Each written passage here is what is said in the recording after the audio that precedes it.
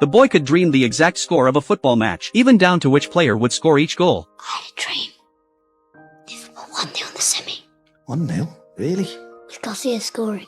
After saying it out loud, even the boy thought it sounded utterly absurd, but his father told him to believe in himself. Then he took his son to the pub, pulled out the last £100 from his wallet, and bet on Liverpool to win, with the obscure Garcia scoring the goal. Everyone thought the father and son were fools, because Liverpool's recent form had been abysmal. The odds for a win were as high as 11-1. Chelsea, on the other hand, were unstoppable. Any normal person would put their money on Chelsea. But to everyone's surprise, a week later, in the Champions League semi-final, Liverpool really did beat Chelsea 1-0, and the goal scorer was indeed Garcia. The father and son beamed with joy. But what made them even happier than the hefty winnings was that their beloved Liverpool, after 20 years, had made it back to the Champions League final, where they would face the star-studded AC Milan for the title. The father and son decided to go to Istanbul to witness this historic match. But in truth, this was the first time Will had ever spent time with his father, as far back as he could remember. He had grown up with his mother in the far south of England, while his father had been working up north in Liverpool. For years earlier, his mother had passed away from illness, and Will had been sent to an orphanage run by nuns. During that time, his father would often send Liverpool posters and magazines back, which became the only connection between father and son. Over time, this boy from the south had become a devoted fan of the northern club, Liverpool. Now, his father had finally saved enough money. He couldn't wait to rush to the orphanage to bring Will to Liverpool for a new life. Though they hadn't seen each other in years, they weren't distant. Will had imagined all kinds of happy moments with his father, and had drawn them all in his notebook. When his father saw the drawings, his eyes instantly reddened. To keep from crying, he started telling Will about Liverpool's history, only to find that Will knew even more than he did. 172 goals for Liverpool.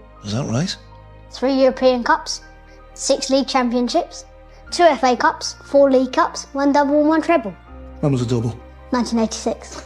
Still, Will looked up at his father with admiration. Perhaps in every child's heart, their father is an invincible superhero. His father went on telling him about his experiences in Liverpool, including the stories of Dalglish and Gerrard. But as he spoke, his voice choked up. How he wishes he could be like Dalglish, with feet that can turn the tide of the game, so he could always stay by his son's side. But the time they had lost could never be regained. To make up for the fatherly love his son had missed, he took Will out to play football, took him to see the big tree his late wife had loved, and sat on it with him, singing silly nursery rhymes over and over without a hint of impatience. Will felt this was the happiest time of his life, and what thrilled him even more was that his father was going to take him to Istanbul to watch the Champions League final. Will snuggled happily in his father's arms, singing Liverpool's anthem, "You'll Never Walk Alone." But fate always has a cruel way of playing tricks.